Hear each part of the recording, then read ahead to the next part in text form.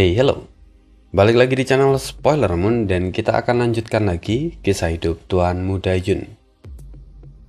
Di part sebelumnya terjadi pertikaian kecil antara Yun Xiao dengan Bei Ming Lai Feng, di mana di sana Yun Xiao akhirnya membunuh dua orang martial Sovereign bintang 4 ditambah seorang tetua disebut paman ketujuh oleh Bei Ming Lai Feng. Dia adalah seorang martial Sovereign bintang 7. Kemampuan Yun Xiao jelas sekali di luar dugaan dan tentu hal itu mengejutkan banyak pihak yang tidak menyukainya. Nah, sekarang kita akan sambung lagi kisahnya karena memang belum selesai. Langsung saja kita bahas di part 128. Yun Xiao menatap lurus ke arah Bei Ming Lai Feng. Sekarang giliranmu, Tuan Muda Lai Feng. Tubuh Bei Ming Lai Feng langsung gemetar. Baru saat itu dia menyadari bahwa tak ada seorang pun di sekitarnya. Semua orang telah mundur ratusan meter meninggalkan dia. Dia sendiri pun tanpa sadar ikut melangkah mundur, seolah tidak sanggup menghadapi tekanan yang dilepaskan Yun Xiao. Yun Xiao memandangnya sekilas dengan tatapan bosan. Kemudian dia mengalihkan pandangannya ke kapal perang peringkat 9. Dia berkata dengan tenang, jika mereka sampai mengerahkan benda sebesar ini, tidak mungkin hanya ada martial Sovereign bintang 7 di dalamnya. Panggil saja keluar. Keringat dingin membasahi dahi semua orang. Tiba-tiba, susunan formasi di kapal menyala. Sebuah serangan perlahan terkondensasi dan sasarannya jelas adalah Yun Xiao.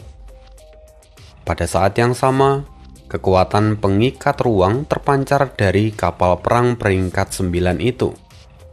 Kapal itu seakan memenjarakan langit dalam radius 1000 meter.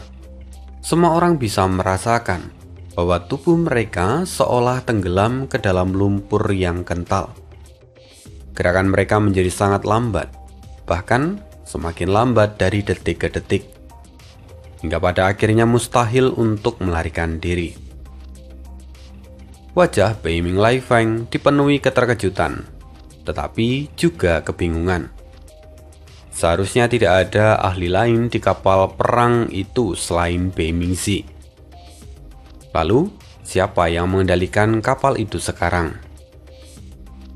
Sebuah dugaan muncul di benaknya. Mungkinkah klan mengirimkan ahli lain untuk diam-diam mengikutinya? Memikirkan hal itu membuat Bei Ming Lai Feng merasa sedikit lega, tapi juga agak tersinggung. Dia lega karena dia tidak perlu lagi takut pada Yun Xiao.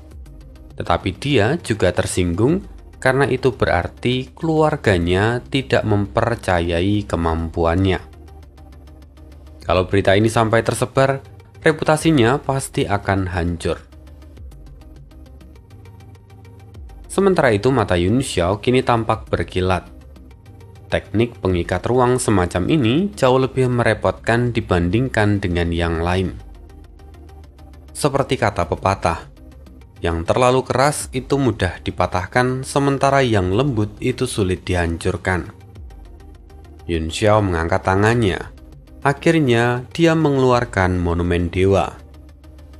Monumen itu kemudian berubah menjadi seberkas cahaya dan menembus langit. Dia terbang puluhan ribu meter ke udara, dan benda itu terus berputar lalu membentuk sebuah spiral.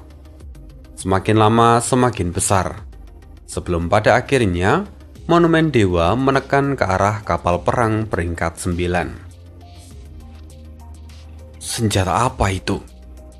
Bei Ming Lai Feng pun tercengang.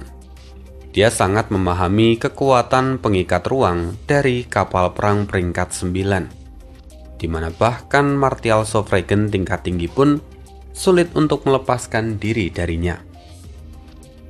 Sekalipun seseorang menggunakan senjata untuk membuka celah ruang, celah itu akan langsung tertutup kembali. Ini adalah teknik pengikat yang hampir mustahil untuk dipatahkan. Namun, kekuatan dunia yang terpancar dari monumen dewa langsung menelan berbagai jenis energi yang ada di sekitarnya. Bahkan, batasan ruang pun kini hancur dalam sekejap. Sementara itu, ukuran monumen dewa terus membesar dan kecepatan jatuhnya pun semakin cepat.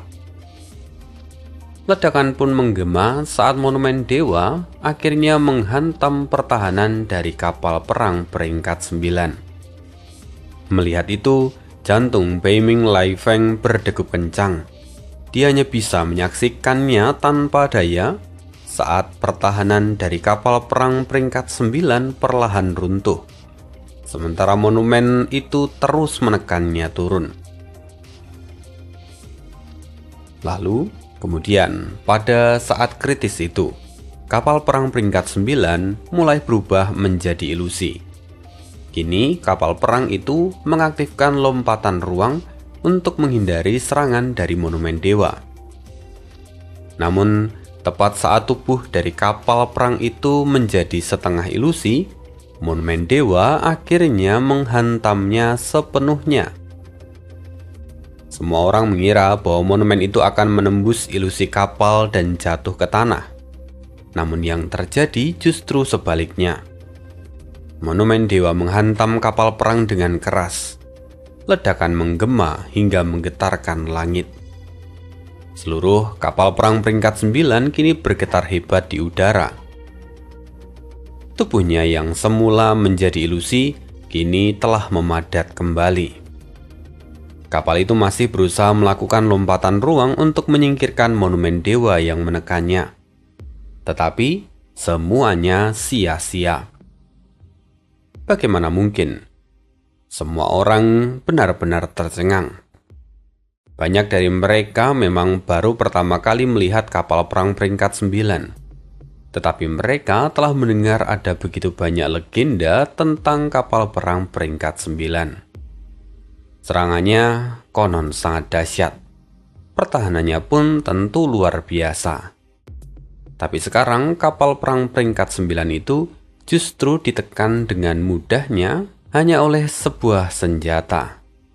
Dan bahkan kapal itu pun tak mampu melarikan diri. Realitas ini benar-benar berbeda dari rumor yang pernah mereka dengar. Lalu, di tengah keheranan semua itu, tiba-tiba suara gemuruh terdengar dari kapal perang. "Tahan sebisa mungkin." Dari sana kemudian seberkas cahaya melesat keluar.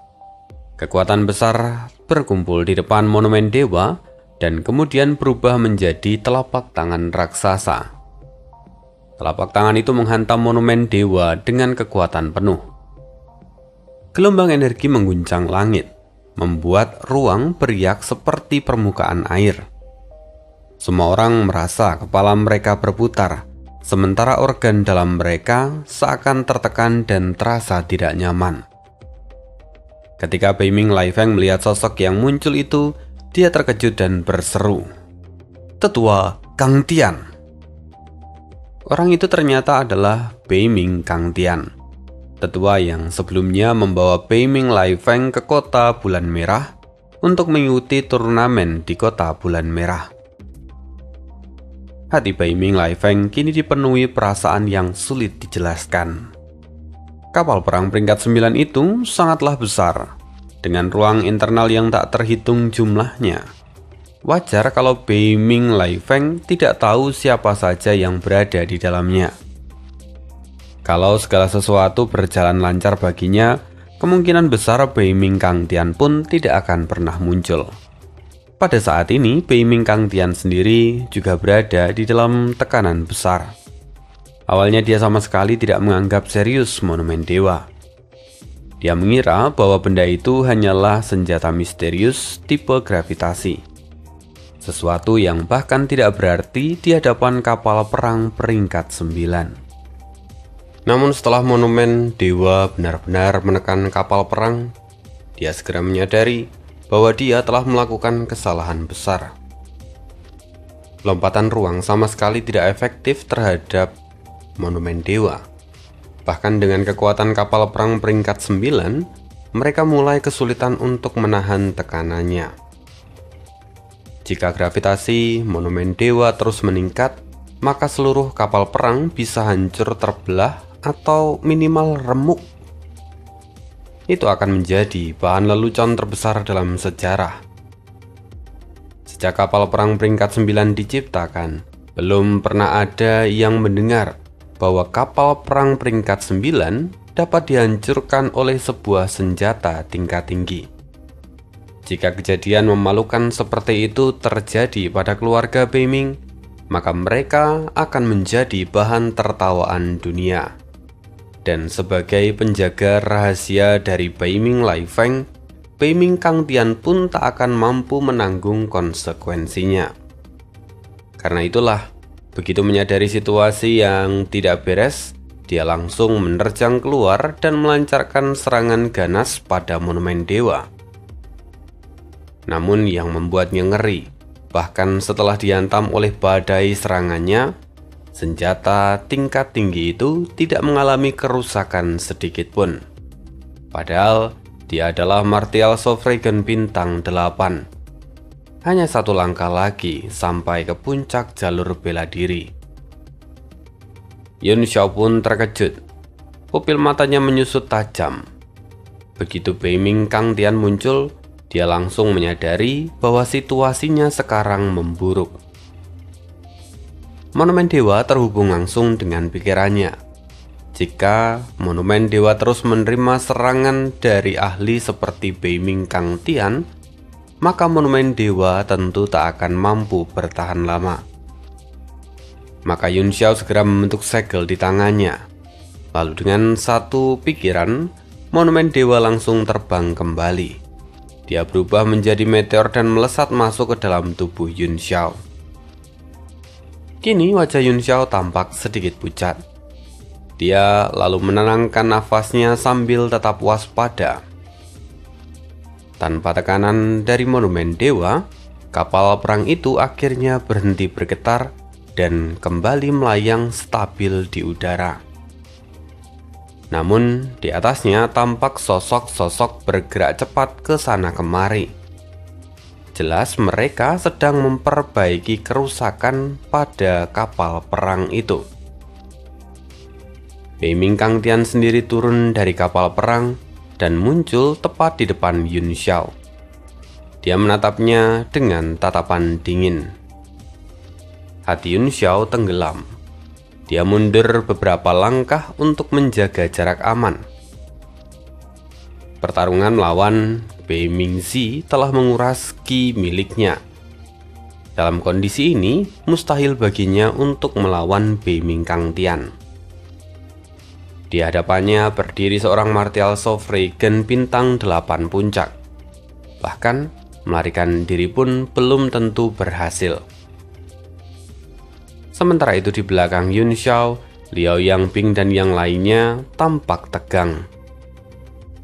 Beiming Kang Tian menatap Yun Xiao lama sebelum akhirnya buka suara. Kau sudah menjadi Martial Sovereign bintang 2. Sungguh aku tak menduganya. Yun Xiao dengan tenang menjawab, tidak seberapa. Dibandingkan dengan tetua Kang Tian yang berada di puncak bintang 8, masih ada jarak yang sangat besar di antara kita. Beiming Kang Tian mendengus. Kata-kata itu terdengar tidak enak di telinganya. Kau sungguh mengejekku. Yun Xiao pura-pura terkejut. Bagaimana mungkin aku berani mengejek tetua Kang Tian? Tetua Kang Tian adalah sosok yang berdiri di puncak benua. Kalau aku mengejek tetua Kang Tian, bukankah itu sama seperti mencari kematian? Beiming Kang Tian mendengus. Kau telah membunuh orang-orang dari istana Beiming. Kau masih berharap bisa hidup? Yun Xiao tersenyum tipis. Kalau tetua tidak membunuhku, maka tentu saja aku masih bisa hidup. Di dalam hatinya Yun Xiao pun merasa ada yang aneh. Mengapa Beiming Kang Tian begitu banyak bicara dengannya? Niat membunuh melintas di mata Beiming Kang Tian. Tidak peduli sefasih apa lidahmu, kau telah membunuh Beiming Zi. Mustahil bagimu untuk hidup. Yun Xiao mengangkat alis dan berkata, mustahil? Kalau begitu, bagaimana cara agar aku tetap hidup? Pikirannya berputar cepat, mencoba menebak maksud dari Beiming Kang Tian. Beiming Kang Tian kembali mendengus. Kali ini bibirnya bergerak sedikit dan dia menggunakan transmisi suara rahasia. Semua orang yang melihatnya kecewa. Mereka memperhatikan percakapan itu dengan tenang, tetapi pada akhirnya tidak lagi bisa mendengar apapun. Beiming Lai Feng pun mengerutkan kening. Dia sama sekali tidak memahami maksud dari Beiming Kang Tian. Yun Xiao telah membunuh Beiming Zi dan bahkan merusak kapal perang peringkat 9. Kejahatan itu jelas layak dihukum mati. Apalagi dengan bakat Yun Xiao, orang seperti dia harus dibunuh 10.000 kali agar tidak menjadi ancaman di masa depan. Namun setelah mendengar transmisi suara itu, ekspresi Yun Xiao tampak berubah drastis. Pupil matanya mengecil secara refleks. Dan ternyata Beiming Kang Tian telah menemukan tubuh emas tak hancur milik Yun Xiao. Ketika melihat reaksi Yun Xiao, Beiming Kang Tian juga terkejut, namun segera berubah menjadi kegembiraan yang sulit disembunyikan. Pada awalnya, dia hanya menduga setelah melihat tubuh emas milik Yun Xiao dalam pertempuran.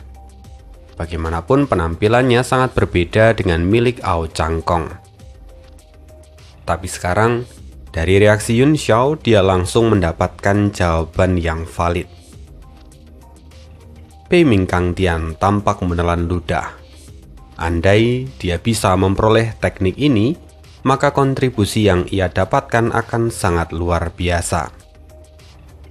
Yun Xiao sendiri segera menyadari bahwa dia telah kehilangan kendali pada ekspresi wajahnya. Melihat wajah Beiming Kang Tian yang penuh dengan kegembiraan, dia tahu bahwa rahasianya sudah tidak bisa lagi disembunyikan. Dia menghela nafas dan kemudian membalas transmisi suara itu. Aku akan jujur bahwa aku sendiri tidak begitu yakin dari mana teknik pemurnian tubuh ini. Namun, bagaimanapun juga, ini adalah teknik tertinggi. Bukankah terlalu berlebihan jika tetua Kang Tian ingin mengambilnya begitu saja? Beiming Kang Tian dengan dingin berkata, hidup dan matimu ada di tanganku. Kualifikasi apa yang kau miliki untuk bernegosiasi denganku? Paling-paling, aku akan memukulmu setengah mati dan kemudian melakukan pencarian jiwa padamu. Pencarian jiwa? Tampaknya kau sangat percaya diri. Aku adalah alkemis tingkat 9. Apakah tetua Kang Tian sungguh yakin mau melakukan pencarian jiwa pada jiwaku? Yun Xiao kini tampak tertawa kecil. Dan mendengar itu wajah Beiming Kang Tian seketika berubah. Meskipun kultivasi mereka terpaut jauh, tetapi mencari jiwa dari seorang alkemis tingkat 9 itu adalah tindakan yang sangat berbahaya. Ditambah Yun Xiao bisa saja menghancurkan ingatannya sendiri sebelum proses selesai. Karena itu, sekarang membunuh Yun Xiao memang penting, namun memperoleh teknik tubuh emas tak terhancurkan justru jauh lebih penting. Akhirnya Beiming Kang Tian berkata dengan nada yang lebih lembut, Tuan Muda Yun, aku juga mengagumi bakatmu sebagai seorang jenius langka. Aku sebenarnya tidak ingin membunuhmu begitu saja. Yun Xiao mencibir dalam hati. Karena Beiming Kang Tian memiliki kepentingan padanya, maka untuk saat ini nyawanya akan aman. Sambil tersenyum Yun Xiao berkata, kalau memang begitu maka Aku harus mengucapkan terima kasih banyak kepada tetua Kang Tian. Untuk saat ini, aku masih punya urusan, jadi mari bicara lain kali. Setelah mengatakan itu, Yun Xiao berbalik dan hendak pergi. Sementara wajah Bei Ming Kang Tian seketika menjadi gelap. Dia berkata, "Li Yun Xiao, jangan pura-pura bodoh di hadapanku." Dia mengulurkan tangan, lalu dalam sekejap ruang di sekitar Yun Xiao membeku. Tubuhnya terhenti di tempat ketika udara dingin dalam jumlah besar memancar dari telapak tangan Bei Ming Kang Tian. Cahaya keemasan berkilat. Yun Xiao berbalik dan udara dingin itu membeku menjadi butiran es dan menempel di permukaan kulitnya. Tetapi butiran es itu sama sekali tidak mampu menembusnya. Kilatan kegembiraan yang sulit disembunyikan muncul di mata Bei Ming Kang Tian. Bahkan nafasnya menjadi berat ketika dia berkata, "Aku paling benci orang yang pura-pura bodoh." Yun Xiao tersenyum acuh tak acuh. Cahaya keemasan di tubuhnya kini perlahan memudar. Tujuannya sudah tercapai. Dia telah memastikan bahwa Bei Ming Kang Tian memang mengetahui teknik penempaan tubuh tiran miliknya. Dengan begitu, maka dia dapat memanfaatkan keinginan Bei Ming Kang Tian untuk membalikkan keadaan. Sambil tersenyum, Yun Xiao berkata, "Udara di sini terlalu dingin. Tidak cocok untuk berbincang. Bagaimana kalau kita mencari tempat yang lebih nyaman untuk berbincang?" Bei Ming Kang Tian pun menjawab, "Itulah yang kuinginkan." Semua orang di sekitar sana menunduk dan melihat keadaan sekitar. Kota Baichong telah berubah menjadi reruntuhan. Tidak ada lagi tempat yang layak untuk berdiri. Bei Ming Kang Tian mencibir, "Tuan Muda Yun, apakah kamu berani bicara di atas kapal perang?" Yun Xiao tertawa dan berkata, "Kenapa tidak? Kebetulan aku juga ingin melihat seperti apa kapal perang peringkat 9 milik keluarga Bei Ming." Saat ini jumlah kapal perang peringkat 9 di dunia sangatlah sedikit. Setiap kapal memiliki asal-usul luar biasa. Dan sebagai seorang alkemis tingkat 9, Yun Xiao kurang lebih mengetahui hampir semuanya, kecuali yang dibuat dalam beberapa dekade terakhir. Bei Ming Kang Tian mencibir dalam hati, lalu kemudian ia melirik ke arah kerumunan dan dia berkata, "Sekarang kota Baichong sudah hancur. Kalian semua juga bisa ikut denganku. Di atas kapal ada formasi komunikasi yang bisa kalian gunakan untuk mengirim pesan kembali ke kota bulan merah." Semua orang saling bertukar pandang. Setelah ragu-ragu sejenak, mereka pun akhirnya mengikuti saran itu. Di sisi lain, wajah Jing Yongye dipenuhi keraguan. Dia menoleh kepada anggota sektenya dan berkata, "Kalian tidak perlu ikut pergi denganku. Gunakan kapal perang dan kembalilah ke sekte." Para anggota sekte pedang pembawa bulan terkejut. "Tetua, apa yang akan Anda lakukan?" Jing Yongye tersenyum dan berkata, "Hidupku telah diselamatkan oleh Tuan Muda Yun Xiao. Aku sudah puas bisa melihat kalian kembali dengan selamat. Selain itu, sekarang masih ada sesuatu yang harus kuurus." Tatapannya berubah dingin saat dia memandang ke arah yang jauh. Di sana, Yan Susu tampaknya juga merasakan tatapan itu. Ekspresinya sedikit berubah, tetapi dia hanya mendengus dingin. Saat ini keluarga Bei Ming berada di posisi yang paling kuat. Selama dia bisa berpegangan pada kekuatan mereka, maka dia tidak perlu takut pada siapapun. Itulah yang dia pikirkan. Sementara itu saat ini, Bei Ming Lai Feng terbang mendekati Bei Ming Kang Tian. Dia menundukkan kepala dan berkata, "Tetua Kang Tian, Lai Feng tidak kompeten. Mohon berikan hukuman yang layak." Peiming Kang Tian menggelengkan kepala dan berkata, "Ini bukan salahmu. Li Yunxiao memang tidak normal. Bahkan aku sendiri harus waspada terhadapnya. Jadi, kamu tidak perlu terlalu merasa bersalah." Mendengar itu, jantung Peiming Lai Feng pun bergetar. Dia lalu berkata, "Kalau memang begitu, kenapa kita tidak langsung membunuhnya? Dia mungkin akan menjadi ancaman di masa depan." Peiming Kang Tian berkata, "Aku sudah memikirkan masalah ini, dan ada sesuatu yang kuinginkan. Sekarang, awasi saja komunikasi semua orang. Jangan sampai berita bahwa Yun Xiao berada di sini tersebar kemana-mana. Siapapun yang membocorkannya, maka harus dibunuh tanpa ampun." Mendengar itu, Peiming Lai Feng pun tercengang.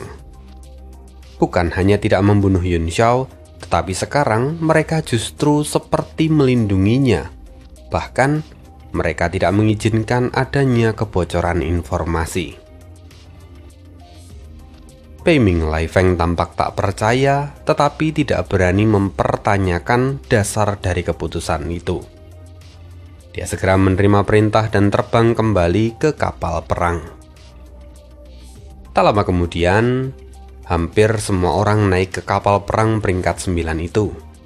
Hanya beberapa orang dari sekte pedang pembawa bulan yang pergi menggunakan kapal perang peringkat 8 milik mereka sendiri. Bagi sebagian besar orang, ini adalah pertama kalinya mereka menaiki kapal perang peringkat 9. Sungguh, rasa penasaran tampak jelas di wajah mereka. Ukuran kapal perang itu sendiri seperti sebuah kota yang bergerak. Namun, di dek bagian tengah terlihat sebuah lubang besar yang mencolok. Lubang yang tercipta akibat hantaman dari monumen dewa. Kini jantung semua orang berdegup kencang. Mereka mungkin tidak tahu bahan apa yang digunakan pada dek kapal ini. Tetapi jelas itu bukanlah sesuatu yang bisa dihancurkan oleh kekuatan biasa. Melihat semua itu, Peiming Lai Feng tersenyum dan kemudian berkata, "Selamat datang di kapal perang peringkat 9 milik Istana Kegelapan Peiming. Kapal perang ini diberi nama Fudu Jahat." Setiap kapal perang peringkat 9 punya namanya masing-masing, dan itu melambangkan kekuatannya yang luar biasa. Peiming Lai Feng tertawa kecil. "Fakta bahwa kalian berada di sini, itu artinya kita semua memiliki takdir yang sama. Dalam pertempuran sebelumnya, semua orang telah berjuang dengan sekuat tenaga. Maka sekarang silahkan beristirahatlah di kabin masing-masing." Tiba-tiba, sikap Peiming Lai Feng tampak seperti seorang raja. Dia sama sekali tidak menoleh ke arah Yun Xiao, seolah-olah tidak terjadi apa-apa.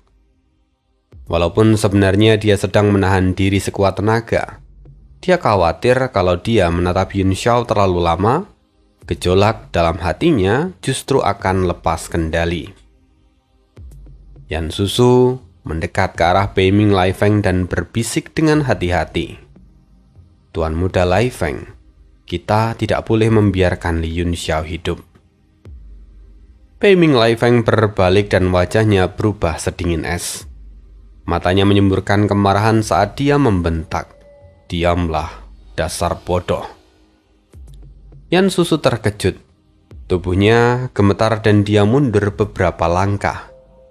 Dia tidak mengerti mengapa Peiming Lai Feng begitu marah. Tetapi dia cukup bijaksana untuk segera menutup mulutnya. Begitu semua orang memasuki kabin, Liao Yangbing berkata dengan ekspresi serius, "Tuan muda Yun Xiao, apa yang harus kita lakukan sekarang?" Yun Xiao tampak tenang. "Tidak perlu khawatir, tidak akan terjadi apa-apa." Liao Yangping tercengang. Melihat ekspresi Yun Xiao yang tetap tenang, dia hanya bisa menghela nafas dalam hati. Rasa kagumnya terhadap ketenangan pemuda ini menjadi semakin dalam. Kabin itu sendiri sangat luas. Meski lebih dari 100 orang berada di dalamnya, ruangan itu tetap akan terasa lapang.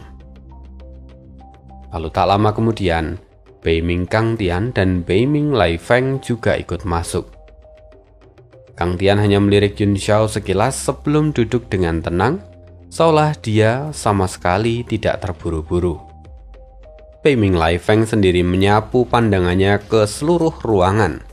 Sikapnya kembali elegan seperti seorang tuan muda bangsawan. Sekarang, kota Baichong sudah hancur. Tidak ada lagi yang perlu dipertahankan di sini.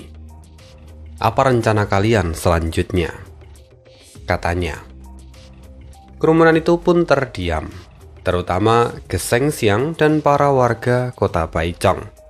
Wajah mereka tampak dipenuhi kesedihan yang mendalam.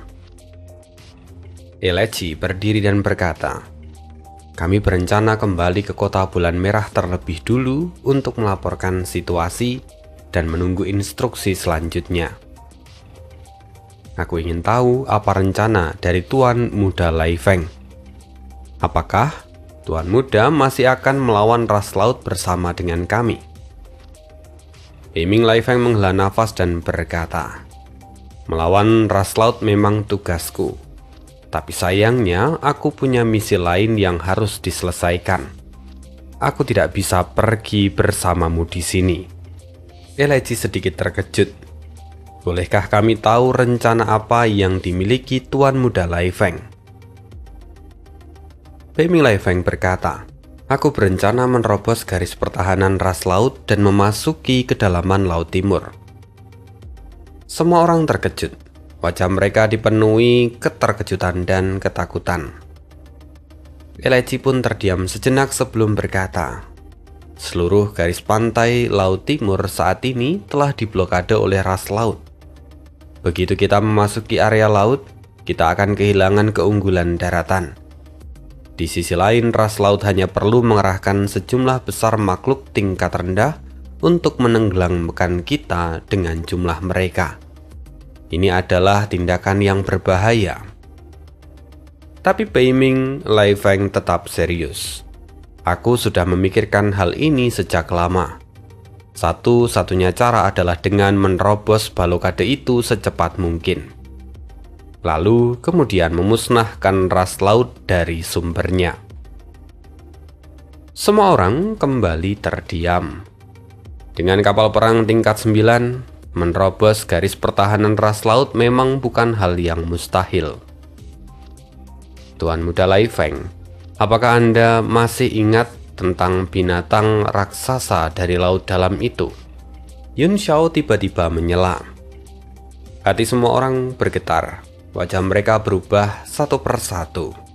Kekuatan monster berwajah raksasa itu masih jelas di dalam ingatan mereka.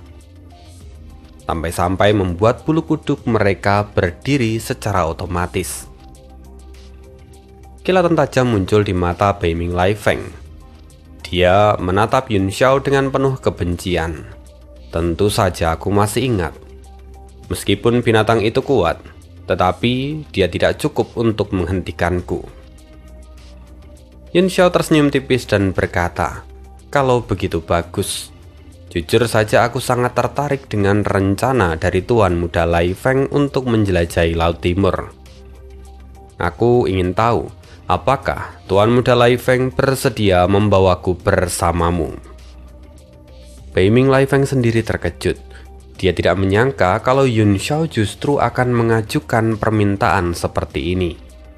Namun kemudian dia mendengus. "Tentu saja boleh. Istana Beiming menyambut kalian semua. Kami pasti akan memperlakukan kalian dengan baik." Dia menatap semua orang. Kini mereka saling berpandangan dengan wajah bingung. Beiming Lai Feng lalu menjelaskan rencananya secara singkat. Dia berkata, "Aku tahu banyak dari kalian datang ke sini demi mengejar hadiah.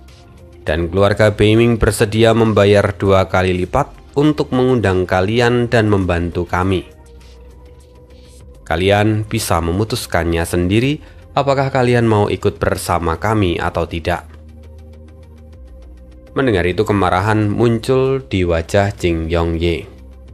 Tuan Muda Lai Feng, ini adalah masa kritis dalam perang antara manusia dan ras laut. Namun hari ini, Anda justru mencoba mengambil pasukan manusia. Bukankah itu adalah tindakan yang tak bermoral? Wajah Beiming Lai Feng pun seketika menjadi gelap. Moral? Aku hanya menawarkan kesepakatan. Siapapun bebas menerimanya atau tidak. Aku tidak akan memaksa siapapun yang tidak mau ikut. Jadi bagaimana ini bisa disebut tindakan yang tidak bermoral? Yan Susu dengan segera berkata, "Benar sekali. Aku yang pertama akan menyetujui permintaan ini. Aku bersedia tinggal bersama dengan Tuan Muda Lai Feng."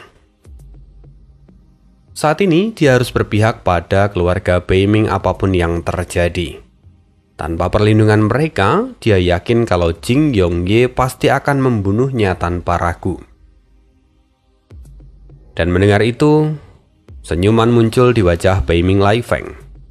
"Bagus, kalau begitu kuucapkan selamat datang." Kerumunan yang ada di sana mulai berdiskusi dengan suara pelan.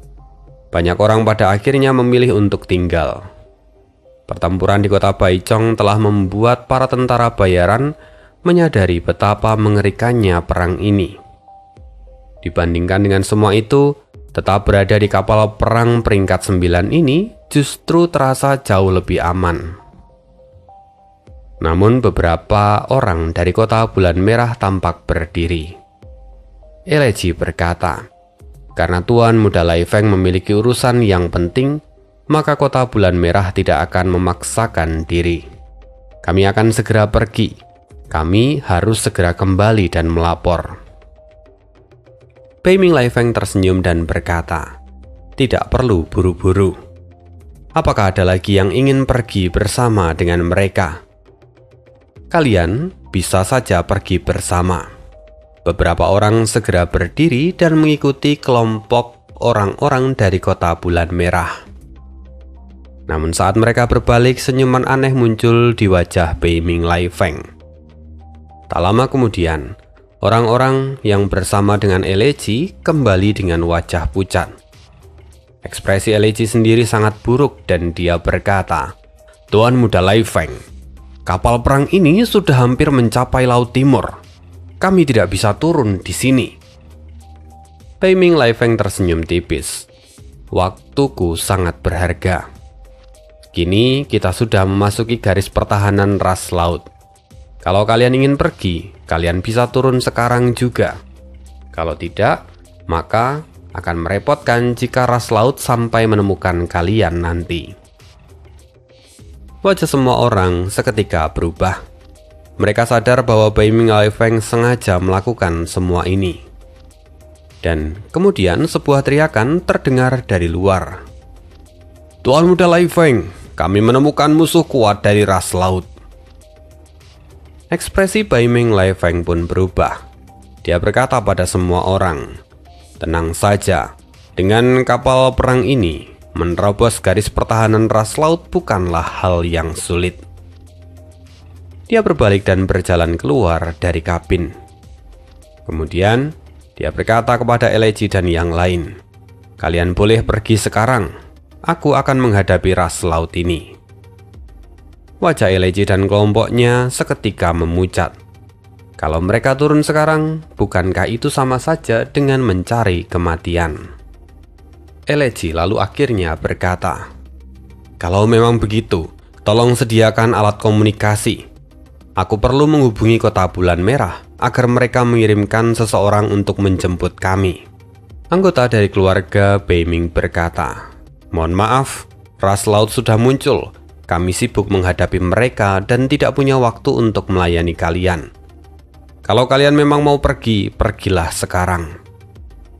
Mendengar itu, Eleji dan yang lain mengepalkan tangan mereka dengan penuh amarah. tetapi tak seorang pun berani menyerang di tempat ini.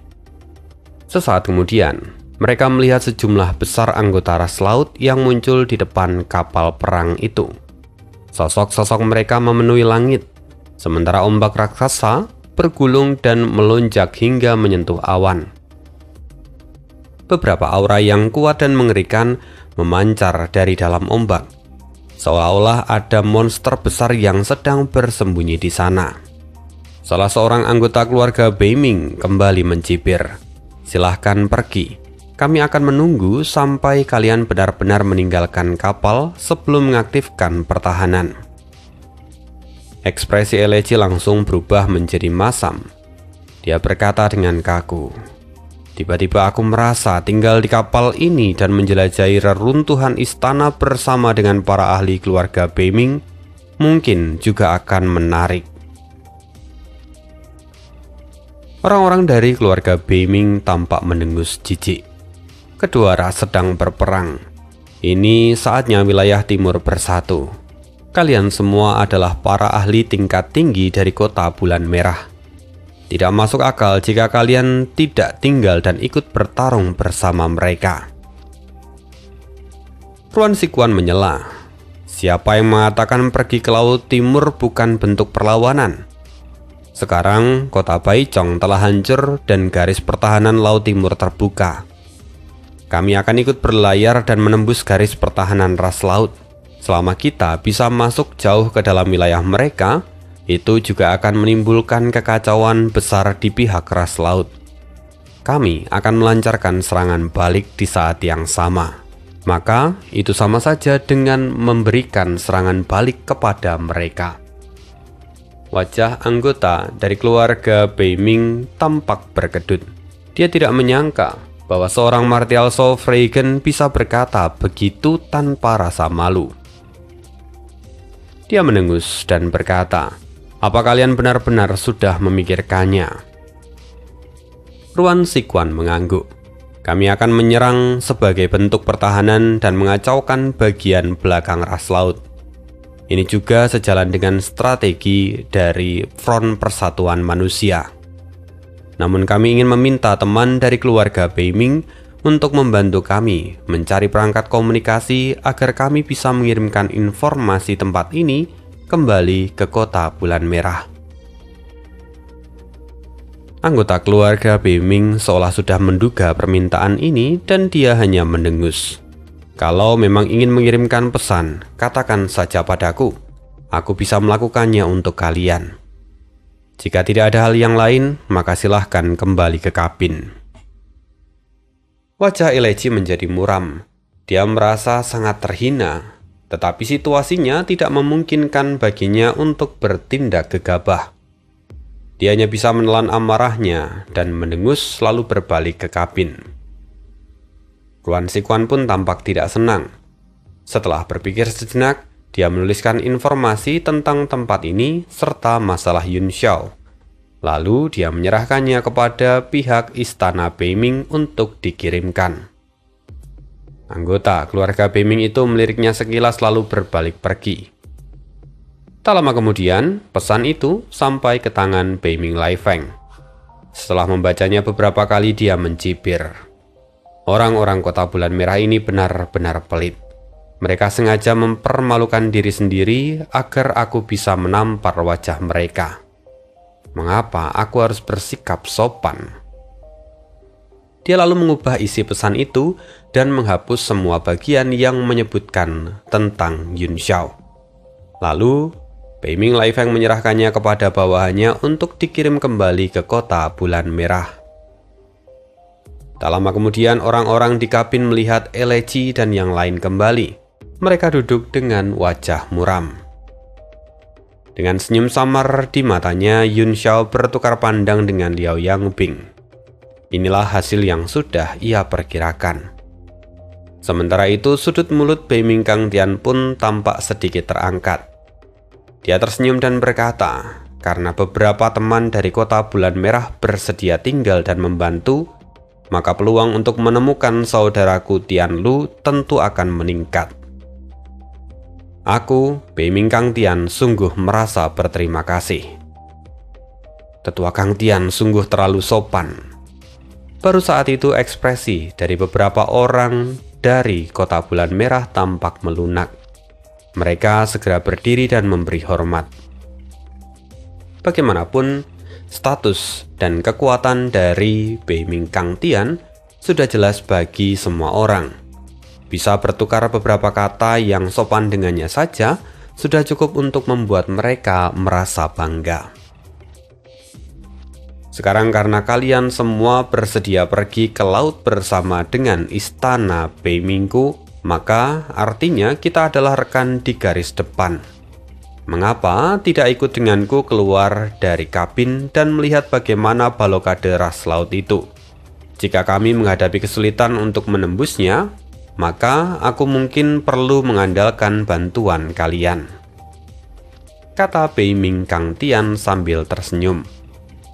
Sungguh, Tetua Kang Tian terlalu sopan. Yan Susu segera berdiri dan berkata, karena kami sudah memutuskan untuk tinggal, tentu kami harus melakukan bagian kami. Kami tidak akan duduk diam di sini tanpa melakukan apapun. Beiming Kang Tian menyipitkan mata sambil tersenyum. Kini tatapannya menyapu ke arah Yun Xiao, entah sengaja atau tidak.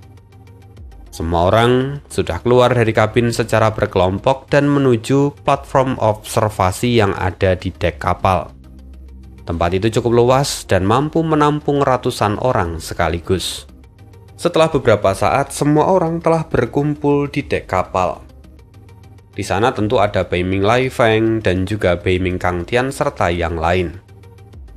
Beiming Lai Feng tampak ragu-ragu, tapi Beiming Kang Tian kemudian dengan tenang berkata, anggap saja aku tidak ada. Semua hak komando akan berada di tanganmu. Jika aku punya permintaan, aku akan mengatakannya. Beiming Lai Feng segera membungkuk dan menerima perintah itu. Dia memahami maksud dari Beiming Kang Tian. Perjalanan ke laut kali ini merupakan ujian dari keluarga Beiming baginya. Sementara Beiming Kang Tian hanya bertugas untuk mengawasi dan memastikan keselamatannya. Andai Yun Xiao tidak muncul sebelumnya, Beiming Kang Tian pun tidak akan muncul saat ini. Andai Yun Xiao tidak muncul sebelumnya, Beiming Lai Feng pun bahkan tidak tahu kalau ada Beiming Kang Tian di atas kapal perang itu. Lalu, saat Beiming Lai Feng memimpin komando, Beiming Kang Tian memberi isyarat kepada Yun Xiao. Lalu mereka berdiri bersama. Di sana, Beiming Kang Tian melambaikan tangan. Lalu sebuah penghalang segera terbentuk dan menyelimuti mereka berdua, sehingga mereka terisolasi dari luar. Tidak ada seorang pun yang bisa mendengar pembicaraan mereka. Beiming Kang Tian menatap pasukan ras laut di kejauhan dan berkata dengan santai, Tuan Muda Yun, menurutmu, bisakah kita menembus balokade ini? Yun Xiao tersenyum. Tetua Kang Tian tampaknya sama sekali tidak memperdulikan hal ini. Mengapa kamu masih menanyakan itu kepadaku? Lagi pula, jika memang balokade ini sulit ditembus, kamu tidak akan mungkin setenang ini. Beiming Kang Tian melirik Yun Xiao sejenak sambil tersenyum. Gelar bintang nomor 1 dunia memang bukan tanpa alasan. Bukan hanya kekuatanmu yang mengejutkan, kecerdasanmu pun sungguh luar biasa. Tuan Muda Yun, pernahkah kamu mempertimbangkan untuk bergabung dengan istana Beiming kami? Yun Xiao sambil tertawa berkata, sama sekali tidak. Istana Beiming adalah salah satu kekuatan puncak di antara 7 kekuatan utama, kata Beiming Kang Tian mencoba meyakinkan. Kami tidak akan pernah meremehkan bakat sepertimu. Dalam beberapa dekade lagi, alam bela diri surgawi akan menjadi dunia generasi muda. Dengan kemampuanmu, kamu telah memenuhi syarat menjadi tetua agung dari istana Beiming di masa depan. Mendengar itu hati Yun Xiao sedikit bergetar. Ketika dia melihat Beiming Kang Tian, dia lalu tersenyum santai. posisi tetua agung dari istana Beiming adalah eksistensi puncak dari dunia ini. Tetua Kang Tian benar-benar bermurah hati dengan tawaran itu. Namun, posisi sebesar itu bukan sesuatu yang dapat diputuskan oleh tetua Kang Tian seorang diri. Bukankah begitu? Beiming Kang Tian tertawa kecil. Tentu saja bukan aku yang akan memutuskannya. Namun, dengan kemampuan Tuan Muda Yun, ini hanya masalah waktu. Jika bukan karena posisi kepala istana tidak pernah diwariskan kepada orang luar, aku bahkan merasa kalau Tuan Muda Yun cukup layak untuk menjadi kepala istana. Matanya berkilat tajam, lalu dia bercerita. Aku telah melihat Beiming Lai Feng tumbuh sejak kecil. Bakat dan kecerdasannya sungguh luar biasa. Dan dia adalah calon hegemoni sejati. Dalam 1000 tahun terakhir, tidak ada seorang pun di istana Beiming yang memiliki bakat seperti dia. Jujur, aku tahu bahwa bakatnya bukan yang terbaik di dunia. Tetapi seharusnya dia masih berada di jajaran teratas. Karena itu, aku bisa mengatakan bahwa dia punya kualifikasi untuk menjadi kepala istana. Yun Xiao mengangguk. Memang, Beiming Lai Feng itu adalah anak yang jenius. Kalau diberi waktu yang cukup, dia pasti akan menjadi penguasa dunia di masa depan. Beiming Kang Tian berkata lagi, maka penilaianku tidak salah. Di antara 2 tanah suci dan 7 negara adidaya, hanya Cheng Haobo dari sekte pemakan jiwa yang mampu bersaing dengannya. Namun karena teknik kultivasinya terlalu jahat dan agresif, kemajuannya memang cepat, kekuatannya pun besar, tetapi semakin jauh ia melangkah, semakin terbatas juga potensinya. Karena itu, keunggulan dari Cheng Haobo hanya sementara. Lalu, setelah aku melihatmu, di antara generasi muda dunia saat ini, satu-satunya orang yang dapat mengancam Lai Feng hanyalah dirimu, Li Yun Xiao. Yun Xiao tersenyum dan berkata, sungguh aku mengucapkan terima kasih atas penilaian setinggi itu dari tetua Kang Tian. Beiming Kang Tian dengan suara berat berkata, aku tidak memujimu. Justru, aku mengatakan ini karena selama ini aku telah meremehkanmu. Jika Lai Feng adalah penguasa yang muncul sekali dalam 1000 tahun, maka kau adalah kaisar yang tak tertandingi, yang hanya muncul sekali dalam 10.000 tahun. Ribuan tahun lalu, Yin Nantian mungkin juga sepertimu. Yun Xiao tersenyum tenang. Dunia ini terlalu luas untuk diukur. Jumlah jenius juga tak terhitung. Analisis dari tetua Kang Tian terlalu serius. Beiming Kang Tian berkata, tidak penting apakah itu serius atau tidak. Kalau kau tidak mati, suatu hari nanti kau pasti akan menginjak seluruh alam bela diri surgawi. Yun Xiao kembali tersenyum tipis. Lalu, aku sungguh bertanya-tanya kenapa tetua Kang Tian mengatakan semua ini kepadaku. Mata Beiming Kang Tian tampak memancarkan cahaya dingin. Aku hanya memberimu 2 pilihan. Bergabunglah dengan istana Beiming dan bersumpah setialah. Atau, aku akan membuatmu kehilangan kemampuan untuk mengancam istana Beiming.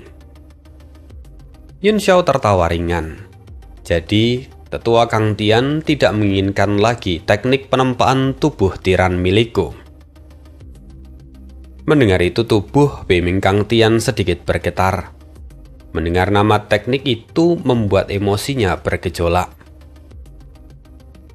Tentu saja, kalau kau tidak mau bergabung dengan istana Beimingku, kau harus menyerahkan teknik penempaan tubuh tiran itu.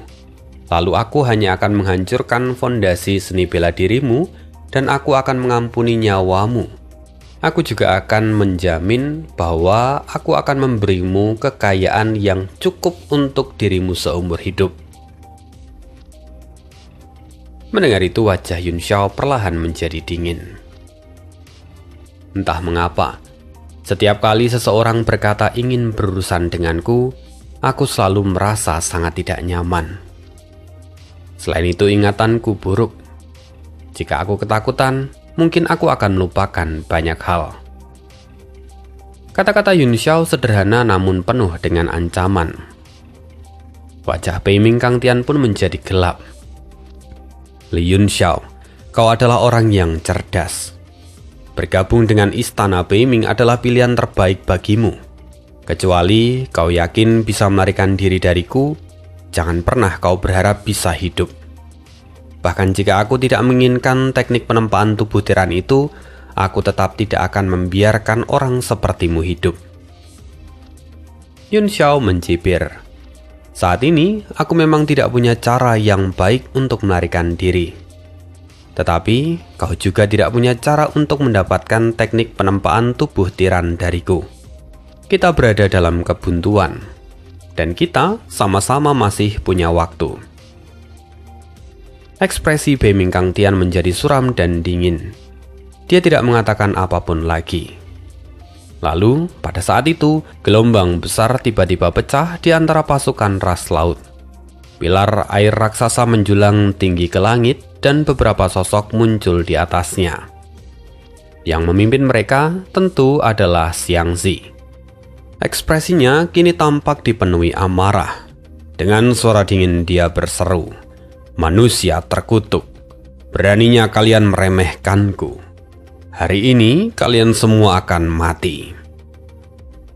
Xiangzi mengira bahwa kapal perang itu pergi untuk mengejarnya. Rasa dihina itu membuat amarahnya meledak dan dia kini tampak mengepalkan tinjunya. Dia bersiap untuk pertarungan hidup dan mati. Dan pertarungan babak berikutnya antara manusia dan ras laut akan dimulai lagi di part berikutnya. Terima kasih, see you again di next video. Bye.